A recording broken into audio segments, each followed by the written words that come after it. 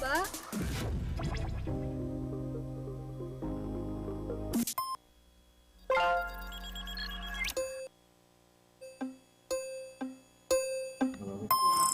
Ya, halo, Mbak.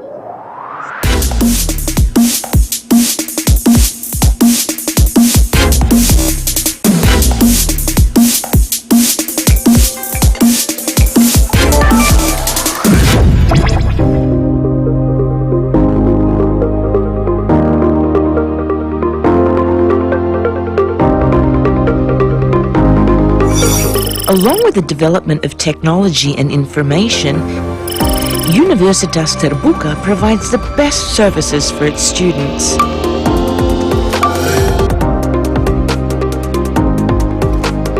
UT presents one of the superior applications called MyUT. MyUT application is here to make it easier for students to get various information related to learning processes. MyUT application has implemented single sign-on technology, or SSO. This application is an authentication service system to assist students in signing into a site or application. With this new system, students only need to sign in with an Office 365 account to enter various applications at once. Students can see personal dashboards through MyUT, including student data and academic development. In this scenario, students will have access to their payment status and a record of their courses. Additionally, they will also be able to access the following features: announcement and academic calendar, relevant information that can easily be accessed from WhatsApp and students' email, easy payment because it has implemented cash and card payment processor or 2C2P technology. Another facility MyUT offers is that students can directly enter online tutorial pages, webinar tutorials, and practicum practices without signing into their respective applications. Likewise, with other services such as registration, teaching materials, examinations, student activities, and graduation, students only need to select the desired services and will automatically enter the desired application. It is also equipped with a chatbot feature to make it easier for students to support their learning process. MyUT also offers other benefits to UT students, including assistance to students in finding exam locations through the Examination Participant Card feature, which seamlessly integrates with exam location maps specific to each UT regional office. The website-based and mobile-based MyUT make it easier for students to get services anywhere and anytime.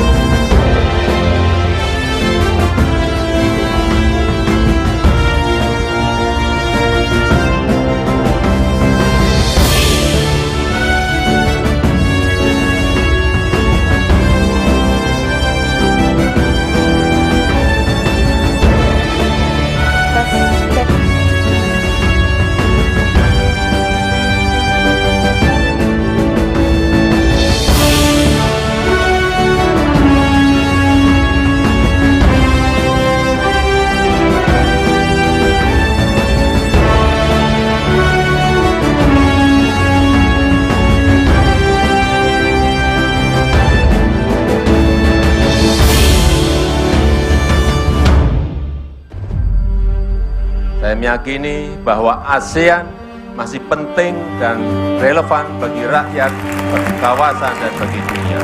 Bahwa ASEAN akan terus berkontribusi bagi perdamaian dan stabilitas di Indo-Pasifik. Bahwa ASEAN akan terus dapat menjaga pertumbuhan ekonomi dan ASEAN Matters epicentrum of growth. Secara resmi saya nyatakan kick off keketuaan ASEAN Indonesia 2023 dimulai.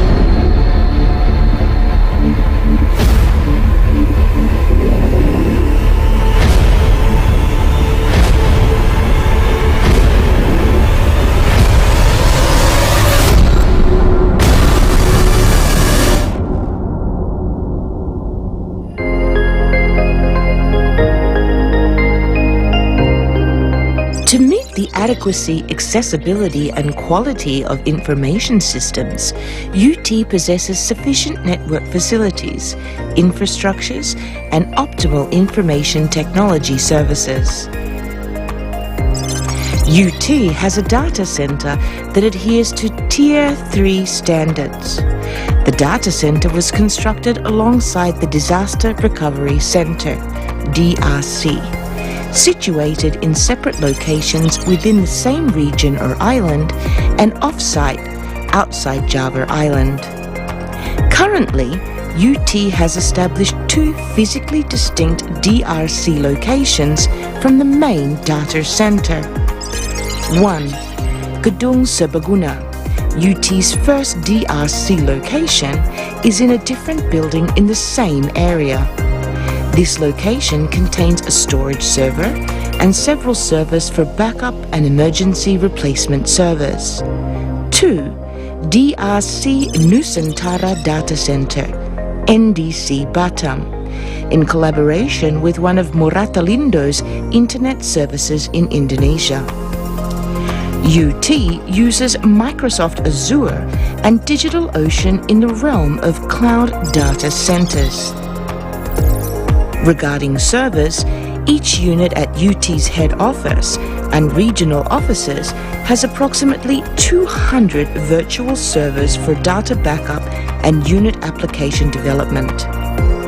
This hosting server is managed by the Directorate of Information Systems with more than 50 physical servers installed. UT's internet connection consists of international and domestic internet lines with sufficient bandwidth with a total capacity of 5 Gbps internationally and 10 Gbps nationally, using 5 Internet Service Providers or ISPs. For internal networks or local area networks or LANs that connect between buildings in UT head office, the fiber cable bandwidth used varies with the backbone of the LAN inter-building network of 10 Gbps and 1 Gbps for each network subnet. The regional offices of UT possess ample bandwidth capacity, offering speeds ranging from 100 to 200 Mbps. UT regional offices typically subscribe to a single internet service provider, ISP in the area, such as IndiHome or ASDNet, with different capacities available. Additionally, all office computers are connected to the internal network or local area network. The Virtual Private Network or VPN connection established between the head office and all regional offices of UT offers speeds of up to 10 Mbps with a robust backbone capacity of up to 400 Mbps. The infrastructure is generally utilized for various purposes, including accessing application systems, databases, and communication tools like video conferencing and PABX, and providing internet connectivity. UT provides lecturers and students with various facilities to engage in online learning activities and access informational resources and enrichment materials. These facilities include 1. eCampus email service, which offers a generous 50 GB inbox capacity and 1 TB of integrated OneDrive storage through Office 365. In addition to facilitating communication between students and lecturers. 2. Complementary access to Wi-Fi.ID hotspots, which is the result of cooperation between UT and Telkom. These hotspots are available at equipped locations and have been installed across all regional offices of UT.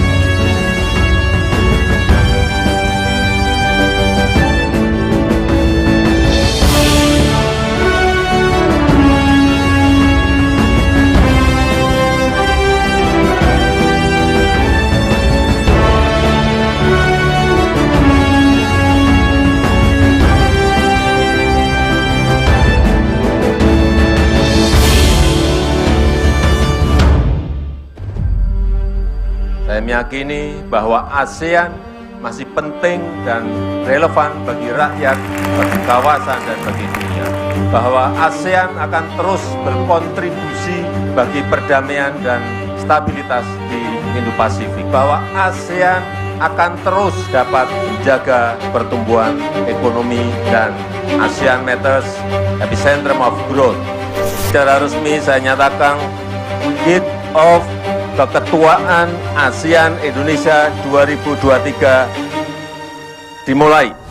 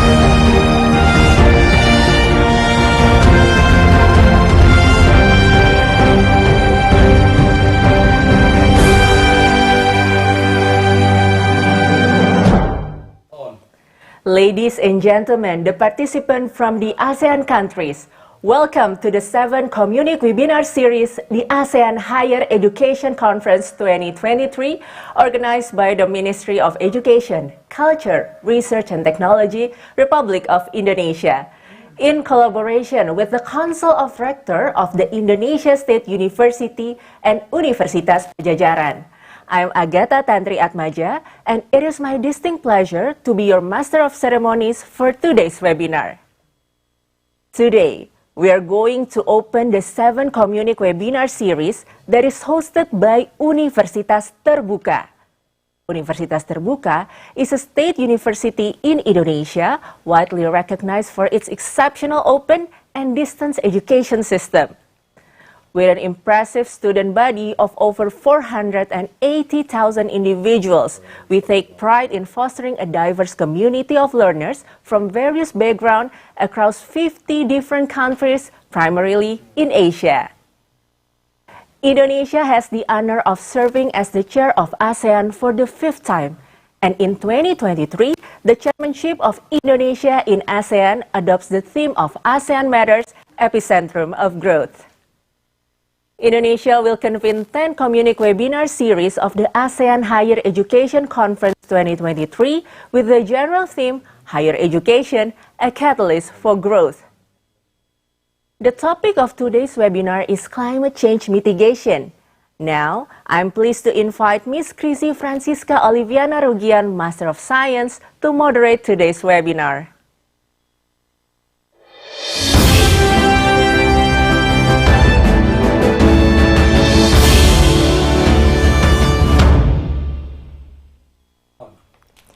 Thank you, Agatha, for the warm introduction. Ladies and gentlemen, welcome to the main session of 7th ASEAN Higher Education Conference 2023. My name is CRISU. I am honored to be your moderator for this insightful webinar. Today we gather virtually from various corners of the ASEAN region and beyond to discuss one of the most critical topics of our time, climate change mitigation.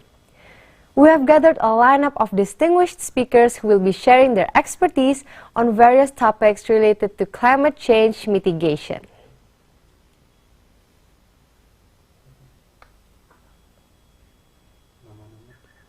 Profesor Dr. Agung Damar Syakti, DEA, Director of Universitas Maritim Raja Ali Haji Umrah Indonesia.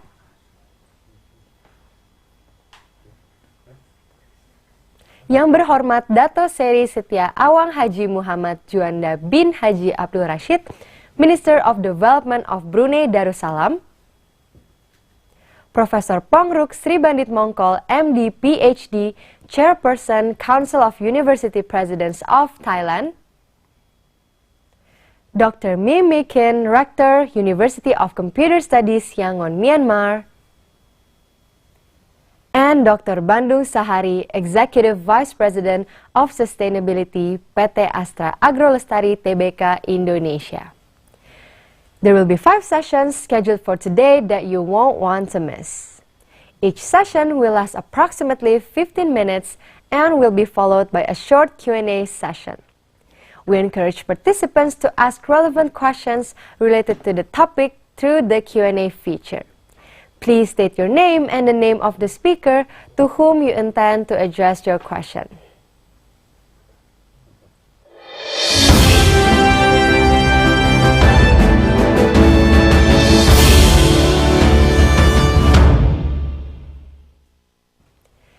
Ladies and gentlemen, I am pleased to welcome our first speaker, Profesor Dr. Agung Damar Syakti, DEA, Director of Universitas Maritim Raja Ali Haji Umrah Indonesia.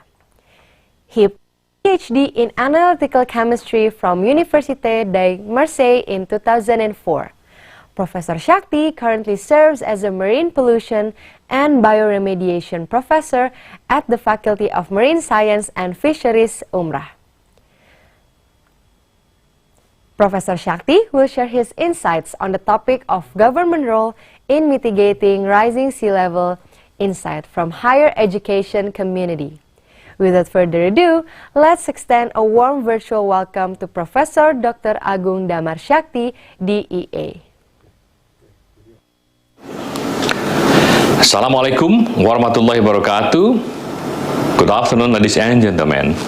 First of all, I would like to thank the organizing committee of the ASEAN Higher Education Conference 2023, which is organized by the Minister of Education, Culture, Research and Technology of the Republic of Indonesia and coordinated by the Council of the Rector Indonesia State University, or MRPTNI, which is presided by the Professor Ganefri, and also Professor Ojat Darojat as the rector of the Indonesia Open University.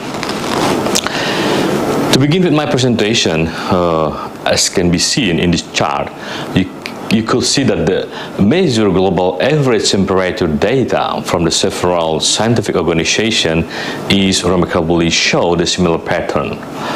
The record show the rising trend of the global average of land and the ocean temperature as the result of the global warming, of course, driven by human-induced emission of the greenhouse gases.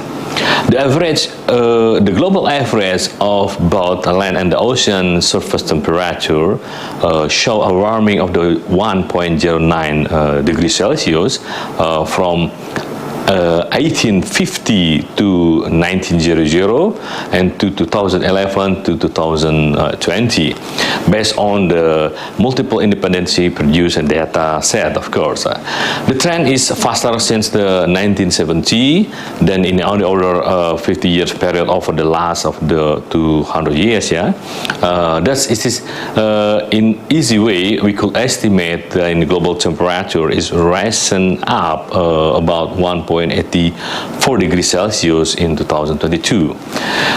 We are now facing such a rate, especially for the people who living in the coastal area and in the small island region and the countries. Why? Because the eventual long-term upward trend, there is also short-term variability because the natural intensity variability, example, gracia, the El Nino short-term oscillation, increasing the tropical cyclone and sea level rise due to increase of the global temperature. And as you know, the long-term change in global mean sea level are primarily driven by the process ice melting, due to the warming atmosphere and the ocean, or we can say it's the ice sheet, and also the mountain glacier are melting too, and resulting in the addition of the fresh water into the ocean. When the ocean expands but the fresh water, the ocean will absorb the heat and causing the sea level to rise. After that, the consequence is the water is either removed from land through the groundwater pumping, for instance, or impoundment on land through dam building, can also cause a net change of total water found in the ocean. According to the report of the Intergovernmental Panel of Climate Change in 2021, that according to the report, they introduced a new high-end risk scenario stating that global rise is approaching to 0.6 to 1.1 meter of the global sea rise by 2100, or about 15 centimeter per year. And by 2300, seas can stand as much as 5 meters higher under the worst case scenario. If the country do cut off their emission significantly, according to the IPCC report, they expect that 0.3 to 0.6 meter of sea level rise by 2100. And the value of the RCP refer to the radioactive forcings in watt per meter square, and by the end of the century compared to the pre-industrial times, example, Gracia 2.6 RCP 2.6 is 2.6 watt per meter square in case of RCP 2.6. And how about Indonesia? The study conducted by the team of the Research Center for Oceanography, Indonesian Institute of Science, of course, now they are belonging to the BRIN. their data is derived from the NOAA. The trend of the sea level rise in Indonesia for 1982 to 2020 is estimated about 3.6 millimeter per year. Yeah.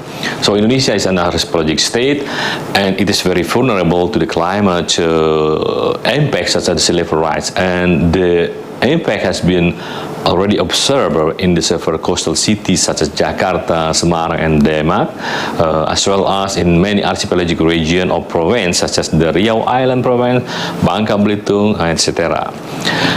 Despite there is uncertainty in determining the annual sea level rise, and it's making projection for the coming decade, but it's argued that the modest sea level rise has potential to have the severe consequence for the coastal community. Another problem is land subsidence rate in Jakarta, for instance, according to several studies, is about 5 to 10 centimeter. And in some locations it can reach the 20 centimeter per year. So excessive drainage of the groundwater extraction is also the main factor to contribute the land subsidence in Jakarta. Well, we agree that the climate change is one of the greatest threats of our time, and the most vulnerable population, as I mentioned before, coastal community and a small island are experiencing the impact of the climate change. How to better overcome? The people say that prevention is the best mitigation measure facing such a risk. So one of the fundamental action is emphasizing the education to mitigate to adapt the climate change. Of course, it's not limited to the higher education only. Education has a hugely important role to play in driving a transition of the sustainable future by increasing the quality and accessibility of education, developing people knowledge, attitude, and behavior towards the climate change. Education is a critical agent in addressing the issues not only for the sea level rise but also climate change in general. The United Nations Framework Convention on Climate Change, for instance, signed the responsibility of the party of the convention country to undertake the education and public awareness inside a campaign on climate change, and in order to ensure the public participation in the program and information access on the issue. Education can also encourage people to change their attitude and behavior. It also helps them to make informed decision in the classroom. For instance, young people can be taught about the impact of the global warming and learn about how to adapt to climate change. Education empower all people, but especially motivate the young to take the action. And the study in behavior change of the student following the period of sustainability and the environmental education have shown a positive effect toward the behavior beneficial for supporting the sustainable change. Program of learning focused on the conservation and environmental education have been shown to enhance the environmental attitude, value, and knowledge, as well as to build the skill and prepare the individual and community to collaborate, undertake the program. It can also create the learner more able to construct their vision for finding strategy to solve the climate problem and improve pro-environmental behavior. As you know, the campus has the unique role in supporting the educator to drive the transformative need required. Campus must regularly speak to the government official around the world, to understand their national vision for a more sustainable economy, let's say driving by the blue economy and workforce, and to explore how an education system might need to adapt to answer the next generation, to become to getting the skill required to achieve those goals. By supporting the education, we can build the effective climate learning into the national curricula and to increase the quality and accessibility education. Briefly, campus must play a key role on developing people, knowledge, attitude, and behavior toward the climate change. In campus, our students can learn, including, of course, biology, chemistry, physics, and also human influence on the ecosystem and air quality, and also climate change, of course. And the student can be facilitated in developing skills relevant to the driving a transition to a sustainable world, such as outdoor learning, critical thinking, collaborative and also communication, experimentation, etc., that can help them to be able to access a range of the support exploring sustainability in the classroom, from the habitat, destruction, pollution, biodiversity, and conservation until to biotechnology and genetic modification. And the community engagement and ownership is also important driver. Delivering our education mission must be done in a way to enhance and protect the natural world and society that live in. A very good example in Indonesia, we have, for instance, the UE Green Metric Initiative. The UE Green Metric World University Ranking Initiative is informed the Green Metric World University Ranking. It's a ranking on green campus and environmental sustainability, initiated by University of Indonesia in 2010. They used almost less than 40 indicators in 6 criteria and so on. And University of Indonesia Green Metric World University Ranking prudently determined the ranking by university environmental commitment and initiative. And for instance, we are facing such a question. For 1 year, what our target to reduce our energy-related emission to the carbon zero? How we could do? We have reduced or reused electricity, gas, and fluid emission by some lesser extent percentage. This is the way we can do during our current activity. We need to also redefining our forward design or system thinking education fast this changing world. To provide future generation with the knowledge and practical skill they need to protect our world around them.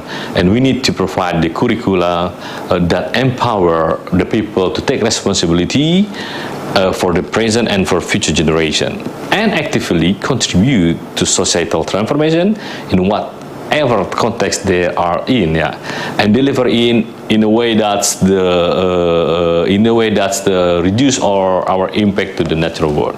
As we set out our sustainability journey, we want to work with our skills community, teacher, researcher, and learner to continue to explore the solution for the free education that tackles the challenge of the today and tomorrow.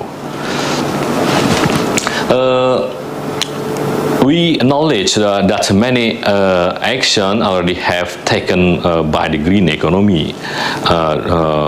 For example, to reduce the greenhouse gas emission, particularly through energy conservation, and to protect our beaches, shoreline, dune river, and tidal system as the buffer against the storm and extreme weather event. And many of these actions have brought other important non-climate benefit, and will continue to do saving energy bills, reducing air pollution, and sustaining tourism, fisheries, and other resource based on economic activity that important to our high quality of life. But I think the blue economy is the further version of the green economy, can be a new fresh way as the importer of our fresh way as an adaptation on the existing and potential climate change impact. For this, it must be systematically the innovation and social inclusiveness becoming the way of the proactive adaptation and mitigation. Last but not least, redefining our forward design system thinking education for the changing world, more especially on the climate change and with the issue of sea level rise. However, many people have continued to be frustrated that not nearly enough to being done in climate change adaptation for the scale of the challenge we face. Yeah. Climate scientists, with the sense of urgency, have been calling the policy action in climate change adaptation, especially since 1990, as it became clearer that impact of like sea level rise will unavoidable and could be significant in the coming decade. In Indonesia, and also in most ASEAN countries, sea level rise is a climate change issue that will significantly and persistently challenge local government, community and residents for decades to come. With early planning and proactive adaptation, there is a good reason for optimism. Benefit can be achieved for the long-term social and economic development and for the present and the future generation. Well, I will end my word with my quote, which is we have to protect our tomorrow since yesterday, and we now have to correct our error today. Thank you very much for your attention. Assalamualaikum warahmatullahi wabarakatuh. Thank you, Professor Shakti, for the insightful presentation.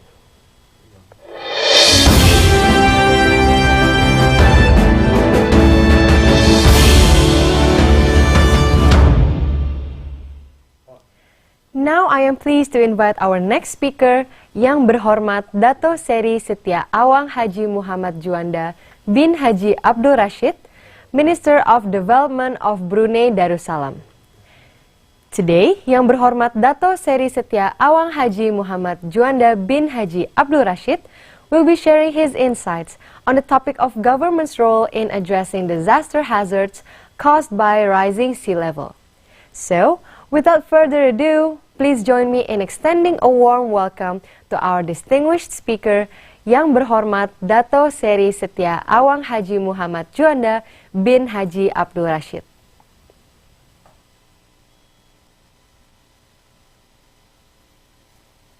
Bismillahirrahmanirrahim.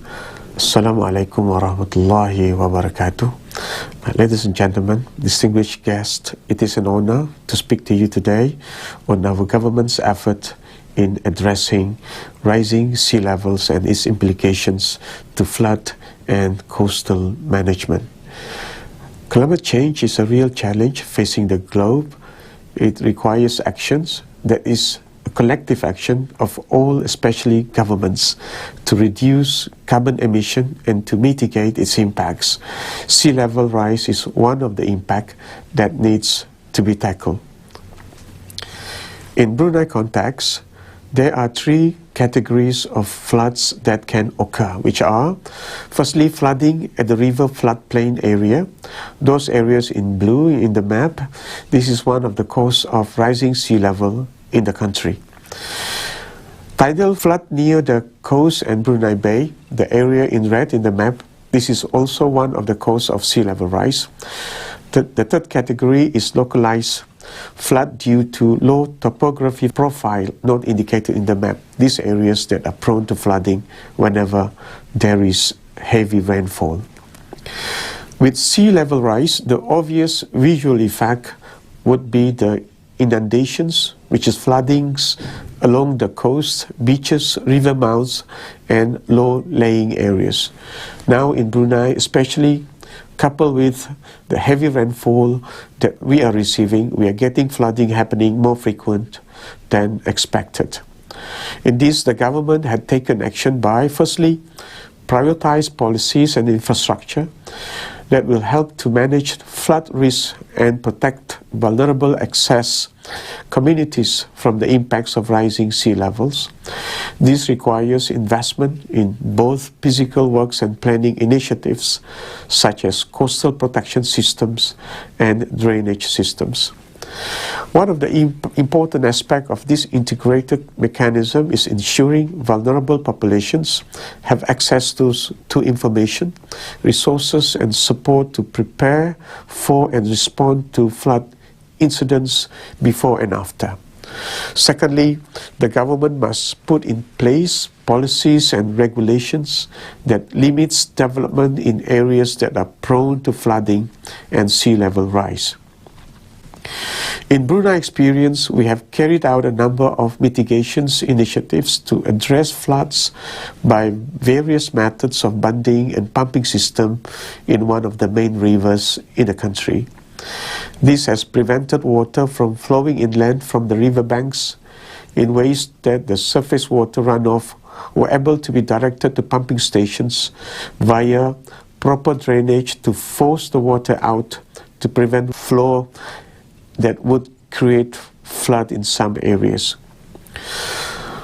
Our observation of the project completion in these areas have shown that we have been able to prevent flood recurrence in the area. The government will continue to invest and implement similar projects along with other means such as construction of detention ponds and canalization to reduce the flood risk in the flood-prone area in the country. As for sea level rise impacts on our coastline, we have experienced occurrence of erosion on its coastline facing the South China Sea. In this, Brunei government has implemented a number of coastal protection projects since the 1980s. To date, about 57 out of 130 kilometers of our coast are protected. Coastal protection is essential for the sustainability of Brunei coastal areas, which are home to a rich variety of marine life that provides important economic resources for the country. These areas are also important for tourism and recreation. Another method we have explored in the use of nature-based coastal management techniques, such as the creation of natural buffer zones to protect against erosion, coastal inundation, and mangrove restoration. These approaches have not only provided protection against sea level rise, but also provided a range of environmental benefits, including supporting fisheries, climate change mitigation, and enhancing biodiversity, including the protection it provides to the coral reefs. With this experience and efforts that we have attempted, we believe it is imperative that our government develop a comprehensive and integrated approach to flood and coastal management that takes into account both the short and long-term effects of climate change in particular. To address sea level issues, particularly at low-lying areas, the government should need to implement major projects such as river barrages at main rivers and build more river embankment along major rivers and the coastlines. As part of our government's approach to reduce the impact of sea level rise, feasibility study were conducted on constructing tidal barrier. This study has been completed in 2013, where study results showed that tidal barriers is one of the ways to provide flood protection to affected areas in the Brunei River catchment. These barriers provides preventive purposes such as: first, flood prevention. By constructing barriers at vulnerable coastal areas, the government can effectively control the influx of seawater during high tides or storm surges. The barrier gates prevent seawater from entering inland further and causing flood. Second, saltwater intrusion prevention. Rising sea levels often led to saltwater intrusion into freshwater sources, posing a threat to agriculture and drinking water supplies. Barriers can help mitigate this issue by regulating the flow of seawater, minimizing its intrusion into rivers and groundwater reserves. Thirdly, it acts as a coastal protection barriers. Barriers can act as physical protection of coastal areas, erosion of waves and tides, thus stabilizing shorelines and mitigate erosions, safeguarding coastal infrastructure habitats and communities from the impacts of rising sea levels. What we are doing now is conducting an integrated approach to flood and coastal management that they are now being taken, taking into account both the short and long-term effects of climate change. Brunei government is currently reviewing its national drainage master plan. This is needed to take as precautionary measures in preparing for the ongoing drainage planning for the next decade, and most importantly, incorporating possible impact of global climate change challenges. In this effort, collaboration across sectors and level of governments and national agencies is essential. That is to develop cohesive flood management plans that incorporate sustainable building practices and the use of green infrastructure. On coastal impact, coastal management through soft and hard engineering have been our top priority in order to create long-term sustainability. Our effort now in Brunei government is to provide a master plan for coastal protection works, working hand in hand with developers, land owners and local officials to ensure that new land development and construction are designated in areas that are less vulnerable to rising sea levels problems. These requirements, conditions and guidelines are put in place to adapt to any impacts that may arise in the future. In conclusion, sea level rise is a complex and multi-layered issue that requires a comprehensive response from governments around the world. It is a necessary action to prepare for the inevitable impacts of sea level rise to prevent possible environmental disaster from it. By prioritizing flood and coastal management, investing in physical works, and creating effective policies, we can protect our communities and our environment from the impacts of climate change for generations to come. Thank you.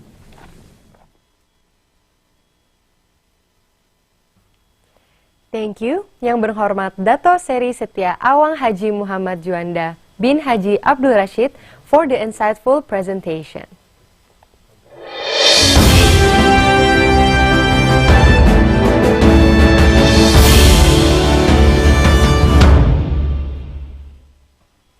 Ladies and gentlemen, our next speaker is Professor Pongruk Sri Bandit Mongko, MD PhD, President of Chiang Mai University. He received his PhD in pharmacology, toxicology from Ohio State University, USA in 1994. Professor Sri Bandit Mongko also holds the position of Chairman of the Council of University Presidents of Thailand, or CUPT.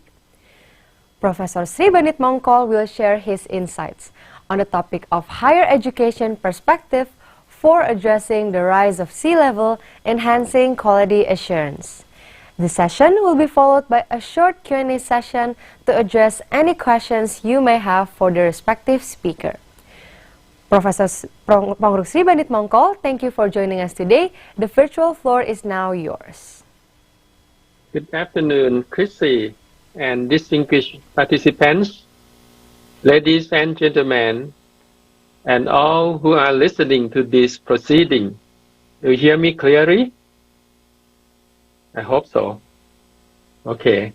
First of all, I would like to, let me share my screen. Okay. First of all, I would like to thank the organizing committee for inviting me to join this webinar today. It's very my honor to be one of the panelists in the specific and special issues. The question and the discussion of what perspective does higher education bring to the topic of rising sea level? The fact that the sea levels are rising is well documented. We know that sea level are rising as a consequence of global warming, which is causing polar ice caps and glaciers to melt at an unprecedented rate. We know that sea level rising as a consequence of increasing frequent and violent storm surges that erode and submerge coastal areas. This is yet another result of global warming. And we know that sea levels are rising as a consequence of various human activities that have resulted in land subsidences and the elimination of natural sea barriers. Human populations are also encountering rising water because people have moved onto floodplains that were thought to be safe for habitation because of poor urban planning based on outmoded weather and oceanographic models. We would like to let you know that we haven't seen your shared screen. Would you mind to share it again? Yeah, I share again, but it's not go. Okay, I share it. Okay, let me check it again with the team here. Do you see it? Could the committee please confirm if we have received the professor's screen?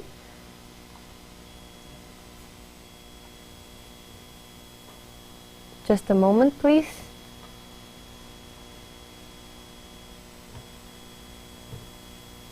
No? Anyhow, not okay. If you cannot see it, no problem.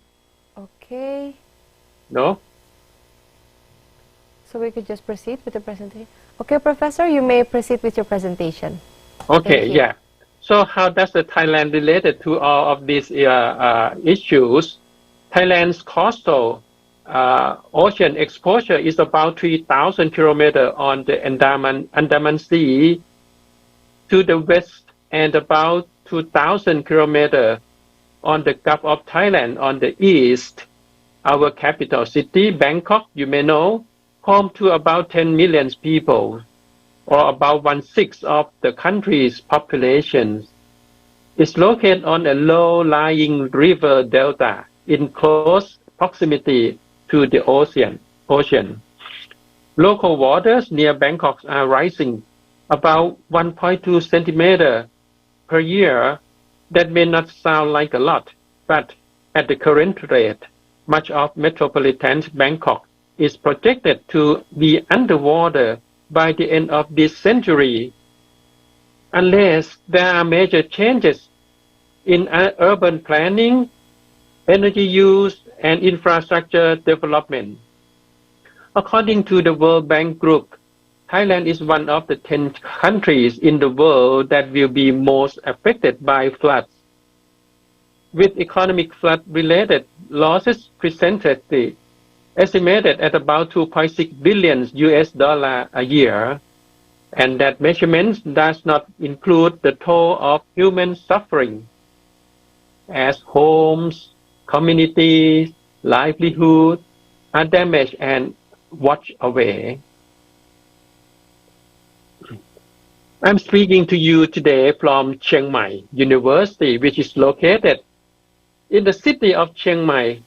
Unlike Bangkok, Chiang Mai is not located near an ocean. We are at least 1,000 kilometers away from the nearest beaches. In fact, Chiang Mai city is in a mountainous region in the north of Thailand, and Chiang Mai University is stand about 300 meters above sea level. Yet, we in Chiang Mai not immune to the flood-related consequences of climate changes. The same global warming that is threatening to submerge tourist beaches in South Thailand, and that is beginning of the ocean, bringing the ocean to the outskirts of Bangkok, is also increasing the frequency and violence of our region's tropical storms, so that seasonal flooding and flash flooding is a significant danger to our homes, economy, and general infrastructures. And of course, global warming and increasing temperature levels are a serious danger to human and animal health as well as to agriculture, which is the most important business in North Thailand. With increasing heat, there also comes another dangers, not of too much water and flooding, but also too little water and drought. But to return to the consequence of rising sea level, so far I have only touched on direct consequences of first order effects, but there will also be numerous indirect or secondary order effects.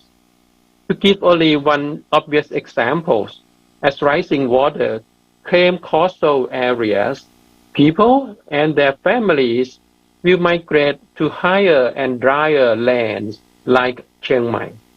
And this movement of climate refugees will have profound consequences for every aspect of regional life, from health services to infrastructure capabilities to employment opportunities.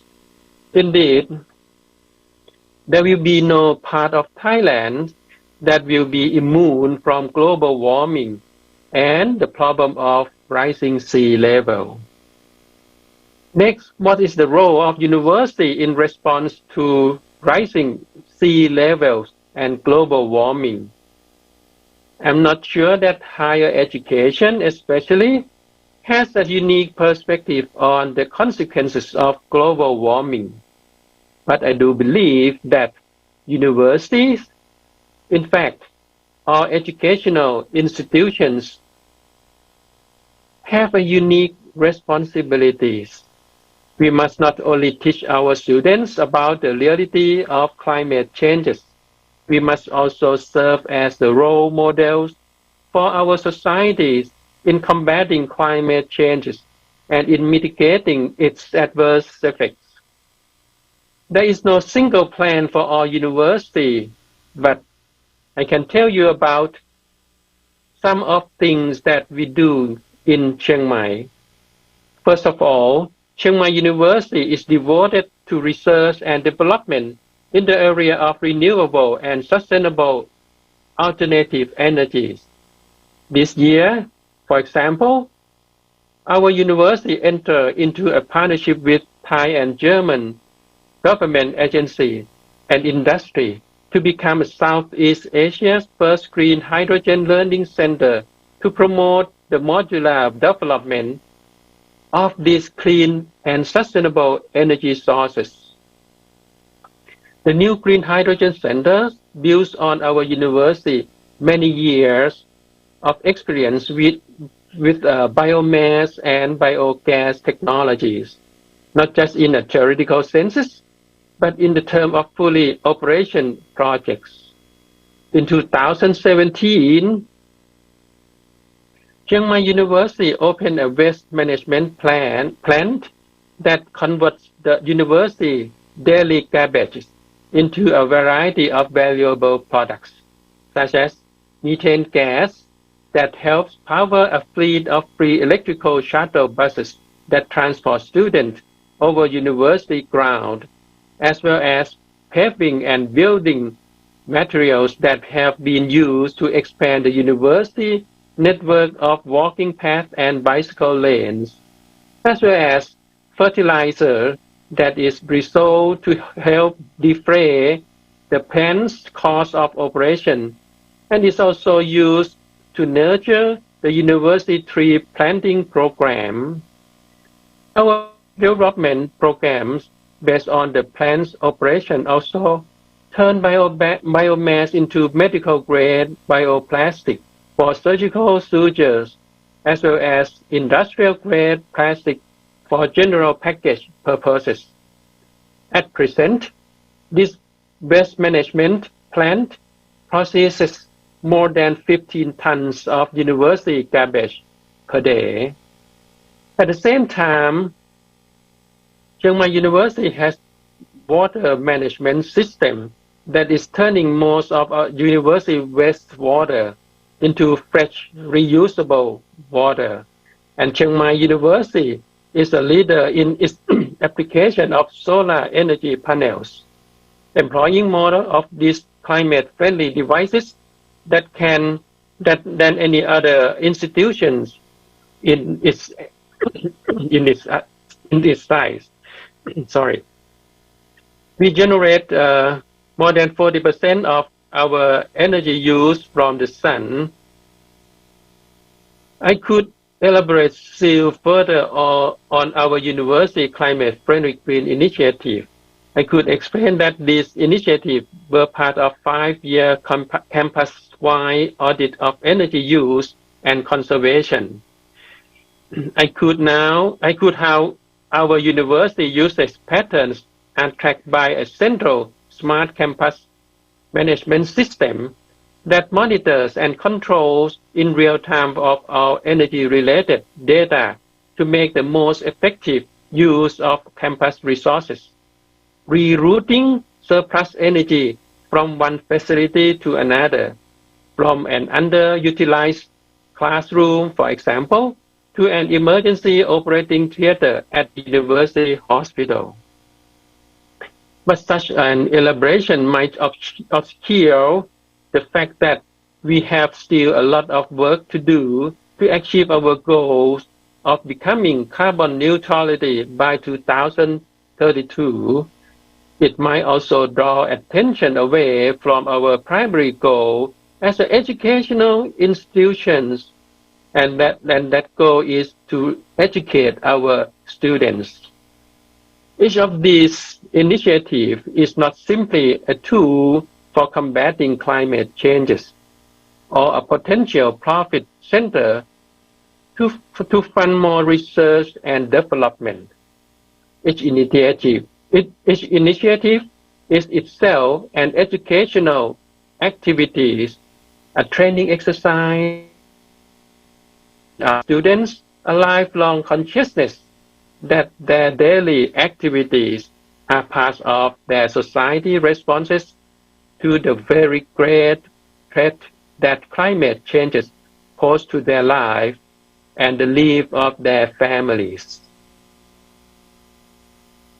He has approximately 30,000 students. Hopefully, we are sending 30,000 agents of changes into the greater world for the better world. Thank you very much for your attention. Thank you very much.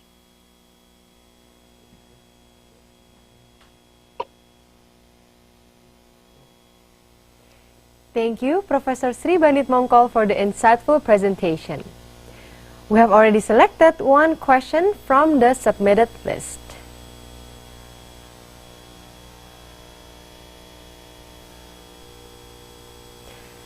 Question to Professor Pangruk. How to build and maintain collaboration so that policies and strategies for addressing sea level rise can be implemented in a sustainable manner? Professor Pangruk, back to you. Thank you for the good questions. I think our project is, as I say, is 5-year long-term plans. So we put everything in our university goals and our university planning. So every faculties, every people, every member have to think about have to conscious about this global warming. Have to think that we do everything today for the next 10 or 20 years in the future. So I think we are not do it for ourselves for today, for tomorrow only. So we have to encourage our people, our students, to think about the future. So that's come out to we can integrate many policy together to fight to overcome this climate global warming.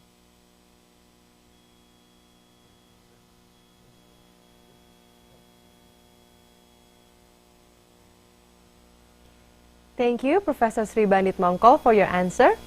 We appreciate everyone's participation, and again, thank you, Professor Pangruk Sri Bandit Mongkol, for sharing your valuable insights with us today. Thank you very much.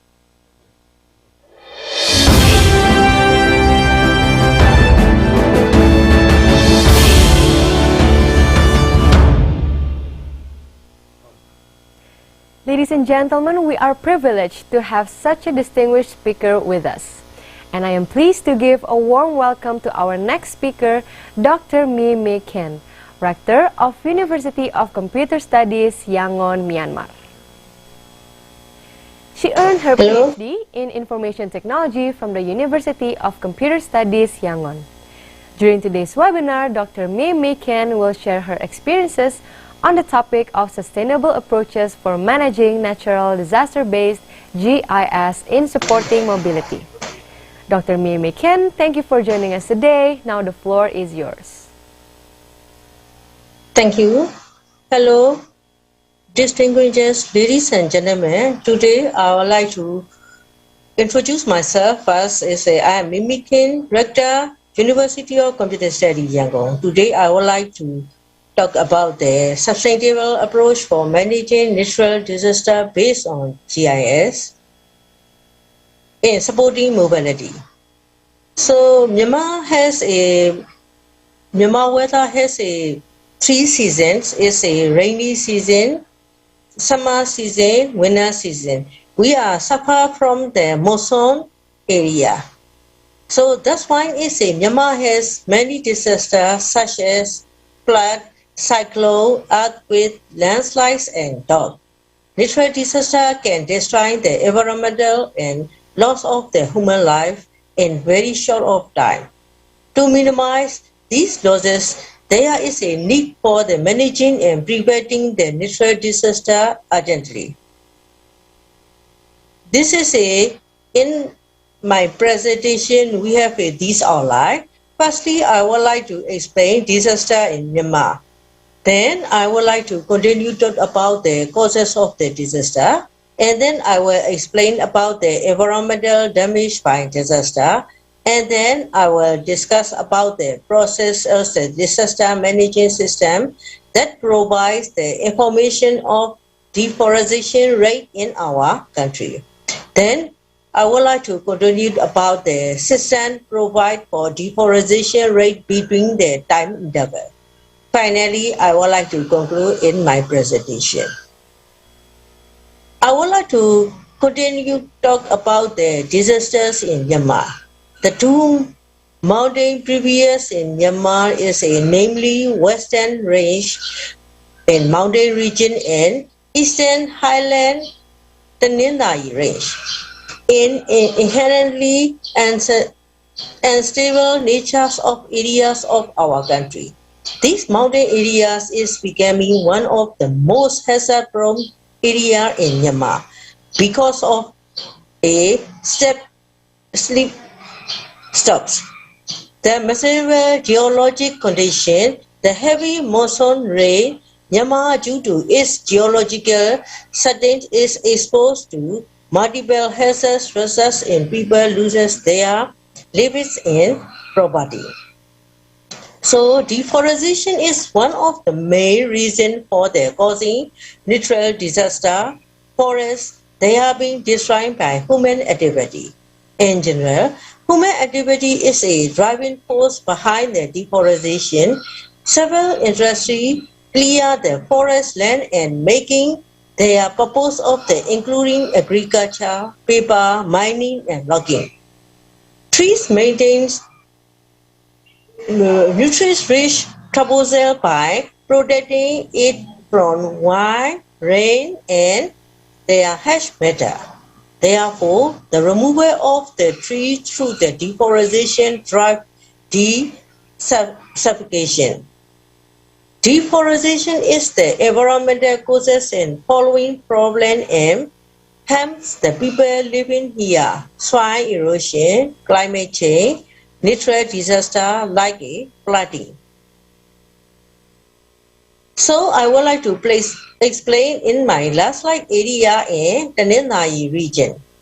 During August 2019, Heavy monsoon rain triggered in the human landslide in most states. These landslides occur due to daily rainfall about over the 200 millimeter and the soil moisturizer data over the 24 millimeter.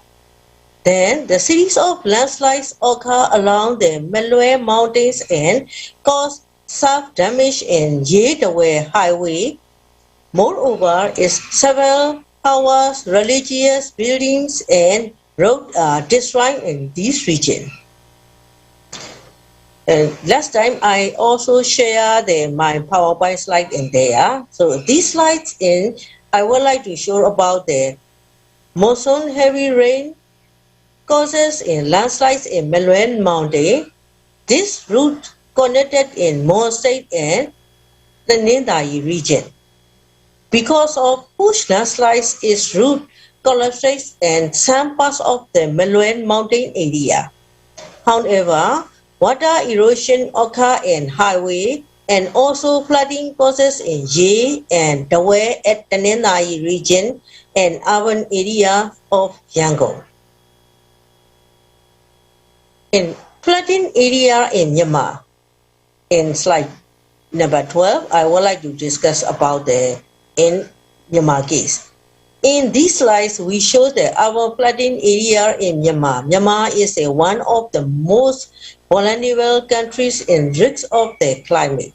In Myanmar, heavy rain in the urban area are near the river not only causes flood but also damage crops.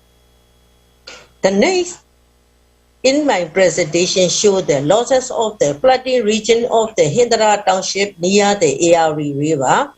In the rainy season, the Aari River is a flooding area is more widely in that region. So that's why is a Hindra area is a more flooding region in Myanmar. Changes in rainfall pattern causes flood in it is affect not only to the production of the agricultural sector but also human life of the people. Among the natural disaster, forest fire are also the season for the deforestation. Forest fire hotspots are most frequent occur all over the country. They are namely founded in states of the Kaya, Shan, Bago, Nepido, Magui, Mandalay, Chin, and Kayen. This is a half of our area, state of the area. So that's why it's a forest fire hotspots are most common the summer season in Myanmar and also the winter season. These are mainly caused by natural hazards and human-made behaviors, especially burning, garbage, discarded cigarette. So, in my figure is a show the forest fire banded in Nepido last February 2023. So, climate change is one of the major threats cause of the forest fire hotspots in Myanmar. The environment causes air pollution by forest fire hotspots. Therefore, whether due to natural disaster or man-made for this event, this is necessary to have a forest fire hotspot monitoring and warning system that helps reduce air pollution. And natural disasters are protected by natural trees, so strong wind have less impact on the ground. As a result of the grandeur disease, decrease the quality of the forest and the amount of the tree that should there not only the climate change but also the strong wind directly affect in ground, leading to the flipping the roof of the houses and collapse. So in my presentation picture show the damage caused by Typhoon Mocha on May 14, 2023 in Sittwe in Jakarta State. As a result of the gradual decrease the quality of the forest and the amount of the tree that should be there, not only the climate change but also the strong wind directly affect to the ground, leading to the flipping the roof and houses collapse. As already mentioned, natural disasters have been damaged human life and destruction environment. To minimize these losses, there is a need to managing the natural disaster due to the urgency for the climate change. It is very important for estimate the rate of the deforestation. In order to reduce the climate change, it is necessary to know the state of deforestation. The proposed system uses a popular deep learning algorithm used the convolutional neural network technique to determine the deforestation of forest degradation.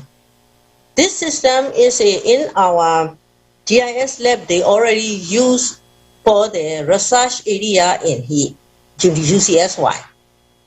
This system performed the semantic segmentation on the satellite image to determine the percentage of the forest area, the rate of the change of the deforestation between time interval. Conversing the environment by assessing deforestation is will help to allow to reduce the climate change to the environmental in Myanmar. Our proposed systems provide the information of deforestation condition in our country. I continue to talk about the deforestation rate between the time interval. For the period 2020 to 2020, according to the Global Forest Resource Assessment Report, Myanmar deforestation percentage and average nutrient disease are shown in this slide. So in our deforestation rate is near the 2% in minus 2% in here. It is possible to know the rate of the deforestation in percent per yearly for the Myanmar forest. Deforestation is annual information can be used to make a deforestation or reforestation. By being able to prevent the deforestation in time, it is possible to gain the benefits of managing a negative effect of the natural disaster. So in our GIS lab, in our university, some of the researchers, they already try to calculate about the deforestation and how to redevelop for this plan in our research area. So thank you very much for your attention. Thank you.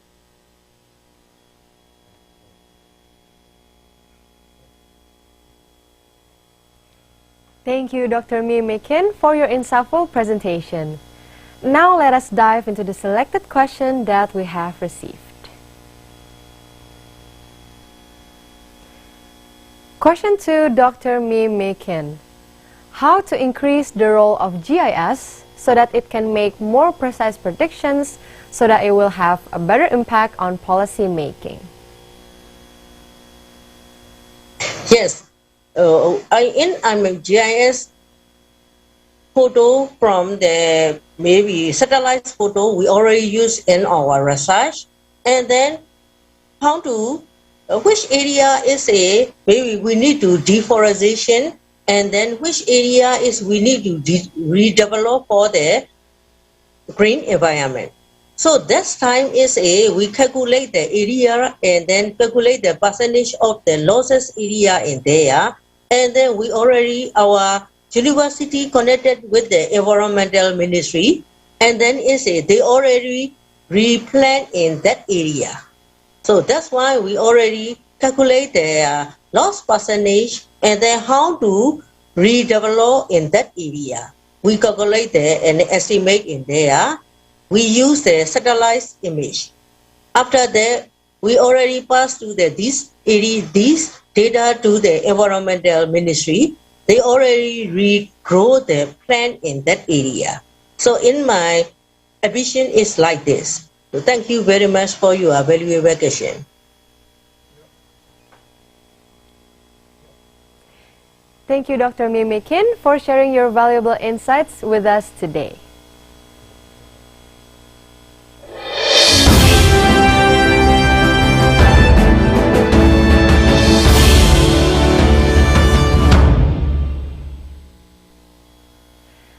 I am pleased to invite our last speaker, Dr. Bandung Sahari, the Executive Vice President of Sustainability at PT Astra Agro Lestari Tbk Indonesia. He received his PhD degree from IPB University in 2012. Additionally, Dr. Sahari serves as a technical committee member for formulating Indonesian national standards on biodiversity at the Badan Standarisasi Nasional. Today, Dr. Bandung Sahari will be sharing his insights on the topic of private sector roles in supporting government in tackling hazards caused by natural disaster. Without further ado, please join me in extending a warm welcome to our distinguished speaker, Dr. Bandung Sahari. Dr. Bandung Sahari, over to you. Thank you, Ibu CRISU Francisca. So, good afternoon, ladies and gentlemen, distinguished speakers and participants. Thank you for the committee for inviting me to speak at this prestigious event. It is my honor and pleasure to do presentations on the private sector's role in supporting the government in tackling hazards caused by natural disaster. So, Ibu CRISU Francisca, is it me who have to share a screen or from the organization? Okay, thank you. So, actually, I'm not only in the Astra Agro Lestari, but I'm also active in Indonesian Palm Oil Association, and also I'm available for the Center for Transdisciplinary and Sustainability Science at IBB University. So next slide, please. Thank you. I would like to highlight the latest trend of global and national climate resilience. Okay, next slide, please. Thank you.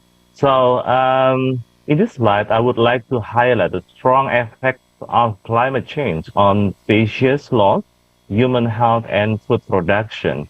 As you can see in this slide, that increasing the Earth temperature is followed by the declining of corn production. It is also happening to the fisheries in Indonesia. Okay, next slide, please. So in Indonesia, the climate change effect can be seen from the El Nino and La Nina, and then this will have an effect on the wildfires, drought, and floods. As you can see in this slide, that the El Nino history in Indonesia starting to in 1968, and last one was happened in 2019, and I hope not happening again in 2023. But many experts expect this year is El Nino will be started from this year. So then, learning from the past that this El Nino has caused wildfires and long drought and floods from the El Nino, from the La Nina. So we categorize the disaster from the acute and also chronic, and this also triggers the changes of the policy and also developing the technology, and also this will have an effect also on the reputations and also market. So then, but at the same time, we also see the opportunity for the resource efficiency, and we hope that through learning from the past, what happened in the past, so then we can be more productive and also be more efficient in water and also energy efficiency. So in the mitigations and the adaptation, so then we also hope that we can conduct and develop the generate the energy source that can lower the operating costs and increase the resilience through the renewable energy. So then we also hope for from the markets that we can initiate more collaborations and more initiative for the climate adaptation. And we hope that from that all the activities and learning from the risk and anticipating the risk and how to mitigate the risk, we can develop the framework to develop adaptation practices to tackle the climate change. Next slide, please.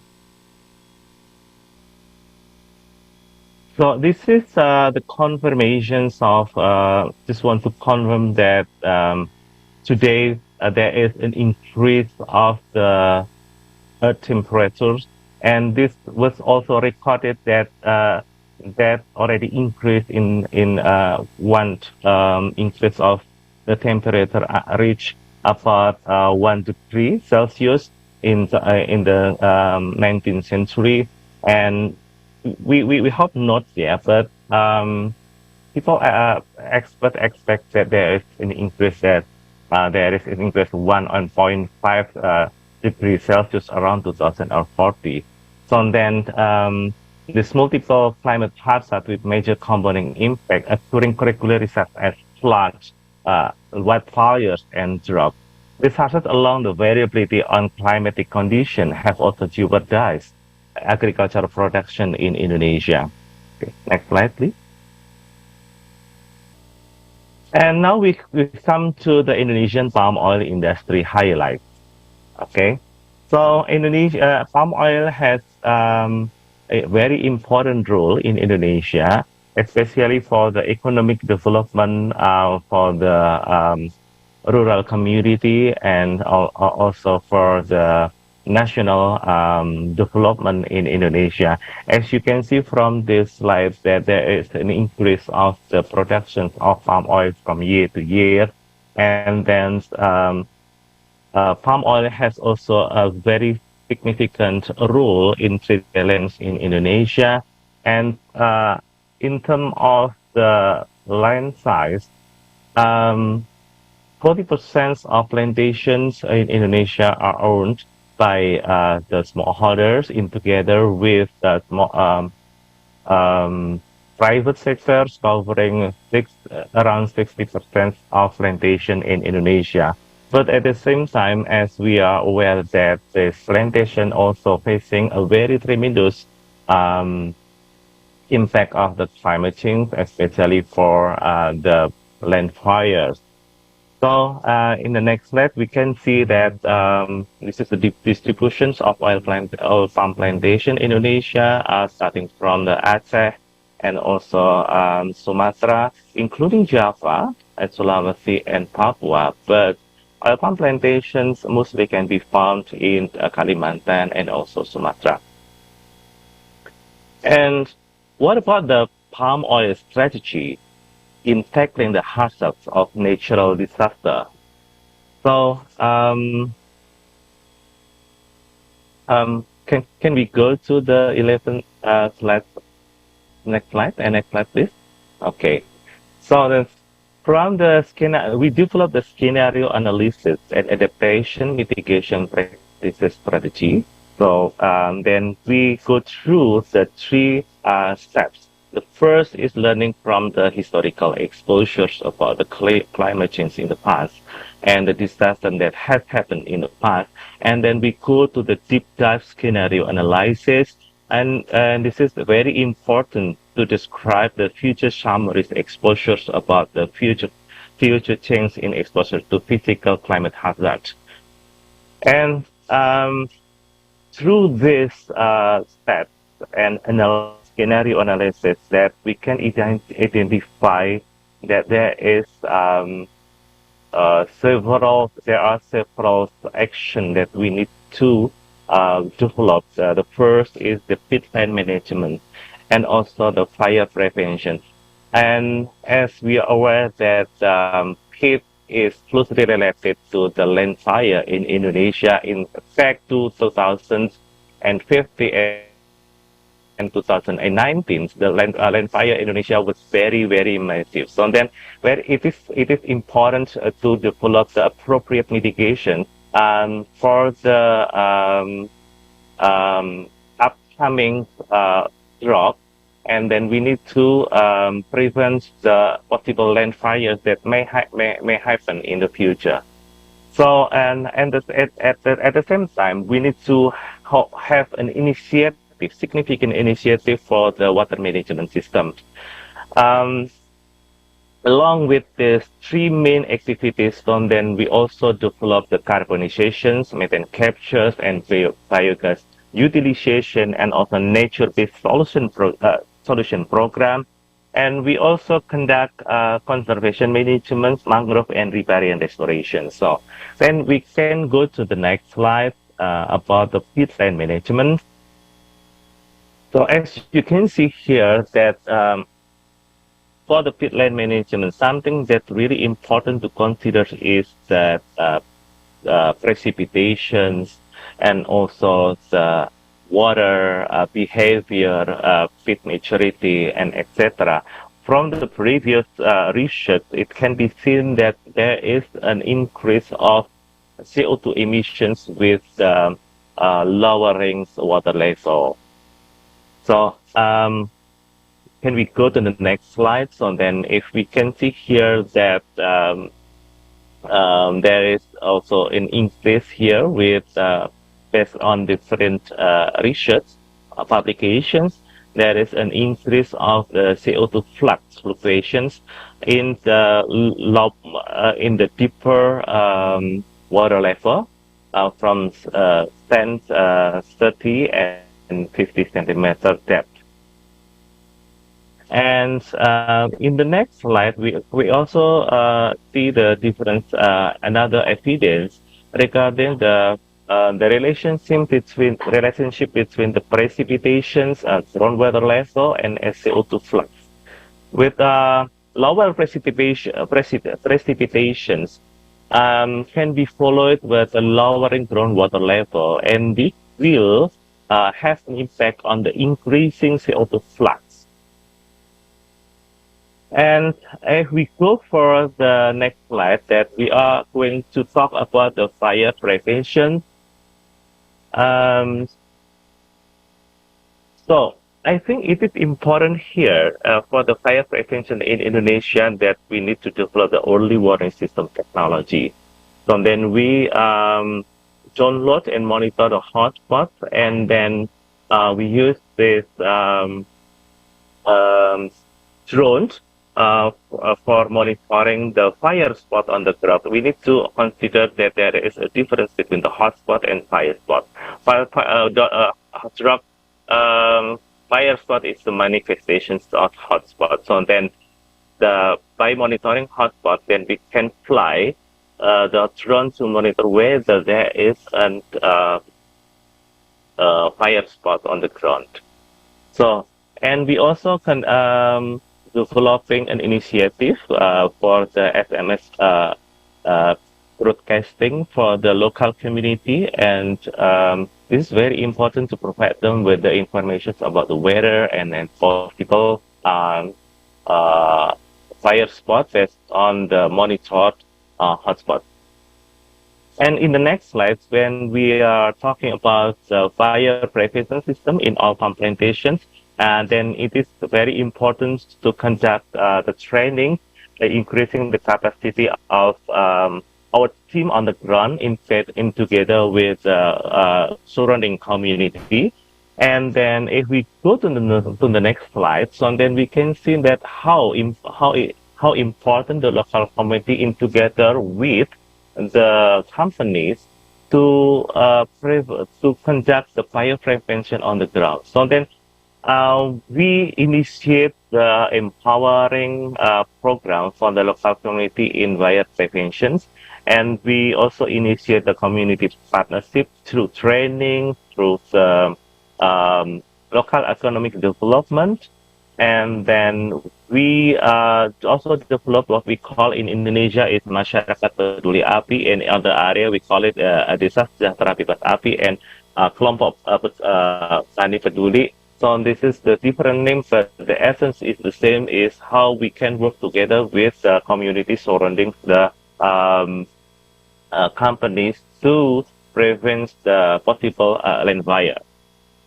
Okay, The next slide is how we operate the current technology, and then we can control, we can monitor the possible fires from Jakarta or from the head office, even though that land fire happening in the remote area. So, if we go for the next slide, so we are going to talk about the water management. So, next slide, please. Next slide, please. Next slide. Next slide. Yes. And then this is the importance of water management. So main concept of water management is we need to develop the zonations, canal system for drainage, for the, water infrastructure systems, and monitoring water level systems. So we need to have the hydrotopography map in order to develop the appropriate water management system for preventing the possible land fire. So if we go to the next slide, so then we can see the how water management system can happen on the ground with the current technology. So this by preventing water going out from the areas, and then we hope that we expect that we can have enough water for the fire prevention. And then for the peatland management, this water management system. So then can we go to the next slide, please? Yes, thank you. So then I already mentioned before that peatlands is prone for the land fire. So then about 1 million. Around 1.5 million hectares plantation seedings on peatland in Indonesia. Even though that in total we have 60 million, around 60 million plantations in Indonesia. And for the oil palm plantation seedings on peatlands, so then this is very important for the water management to be developed, and we need to consider the key factors analysis including the precipitation, speed, moisture, elevations, water behavior, speed, maturity, hydraulic conductivity. So then, by understanding that factors, and then we can develop appropriate water management systems for both productivity and possible environment disaster, preventing the possible environment disaster. Okay, so the next slide, can we go to the next slide? Yes. And this is another environment programs for mitigation. So then we conduct the river rehabilitations. This is not only to maintain the riparian ecosystems, but this is also to increase the carbon absorption in the landscape. Okay, now we come to the next, the final slide. Okay, thank you for the conclusions. The first is with further warming, climate change risks will become increasingly complex and more difficult to manage. Climate-driven food insecurity and supply instability, for example, are projected to increase with increasing global warming.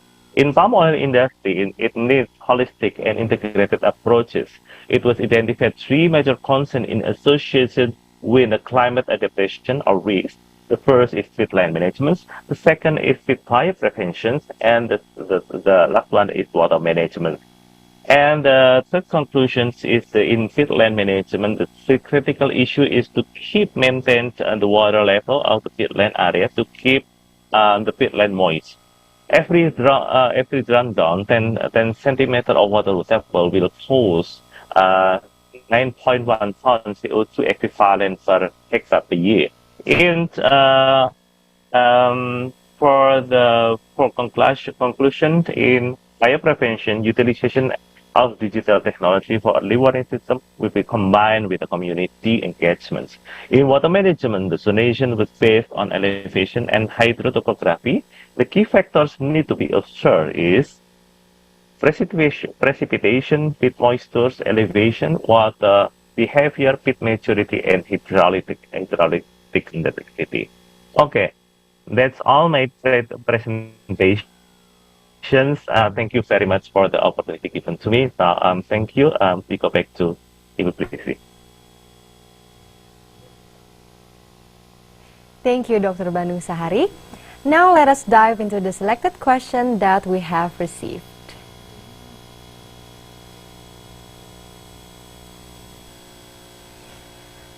Question to Dr. Bandung Sahari. Peatland is an enormous carbon sink, and conserving peatland is very important to reduce global warming, especially through water level maintenance and fire prevention. So the next two questions would be, first, what are the challenges faced so far in restoring peatlands to reduce global warming? And second, how to build, improve, and maintain community engagement in this program? Dr. Bandung Sahari, over to you. Okay, thank you very much for the question. So for the first is peatland restorations and conservations is that the first step, according to the Ministry of Environment and Environment and Forestry, is that we need to rewiring the peatland ecosystem. So then, but regarding the water, we need to understand the way the water behavior and how the water flow because of the area located in different altitudes. So then this is the very challenging for us, a challenging sector for us, how to keep the water in the peatland ecosystem because of the water going following to the to down to the river, but the higher levels of the plantations, the more difficult to keep the water. The lower locations of the plantation, the easier to keep the water in. So this is one of the challenges for the peatland restorations and also rehabilitations. Okay, so for the community engagement, so this is very important to understand the community need and also the landscape where the community and companies live together. So by understanding the community needs and also their aspirations, so that we can sit down together with them and to understand that we are facing the similar disaster in the same landscape. So then by together with him through the participatory discussions, and then we can develop together with the community to identify key steps in preventing possible fires on the ground. Okay, so I think that's my answer. Thank you. Thank you, Dr. Bandung Sahari, for your answer. And we appreciate everyone's participation. And again, thank you, Dr. Bandung Sahari, for sharing your valuable insights with us today. Unfortunately, we are running out of time. And if we couldn't address your question, we do apologize and encourage you to reach out to the expert.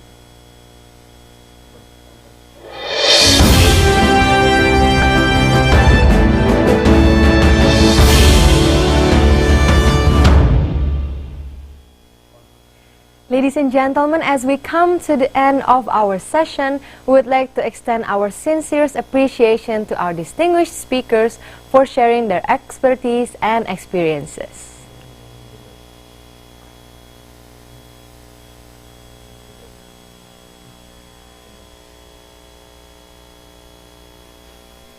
Profesor Dr. Agung Damar Shakti, DEA, Yang berhormat Dato Seri Setia Awang Haji Muhammad Juanda bin Haji Abdul Rashid, Profesor Pongruk Sri Bandit Mongkol, MD PhD, Dr. Mimi Ken, and Dr. Bandung Sahari. Your valuable insights have truly enriched our understanding of the topic. Thank you for taking the time to be a part of this webinar. We would also like to express our gratitude to all the attendees. Your active participation through questions has made this webinar an engaging experience. We really appreciate your enthusiasm and we look forward to connecting with you all in the future. And now, I will hand over the stage to our wonderful MC to wrap up today's webinar. Now, over to you, Agatha.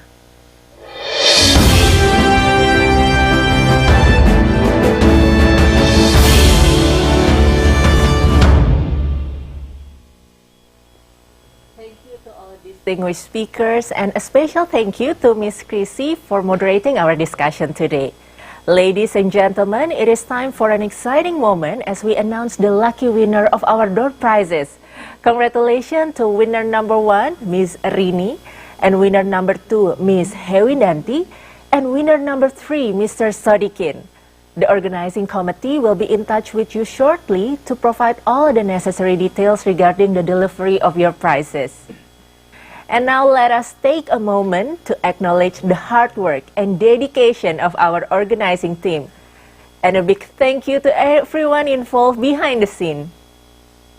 We also have an important reminder for you. To receive your certificate of attendance, we kindly request you to take a moment to provide us with your valuable feedback by filling out the form linked below. Please remember that the e-certificate will be sent to both registered participant and attend the webinar. The certificates will be sent within 3 working days after the webinar's conclusion. And now, before we conclude, we would like to share some exciting news with you. Mark your calendars for the 8th ASEAN Higher Education Conference 2023, scheduled to take place on Wednesday, 26th of July 2023.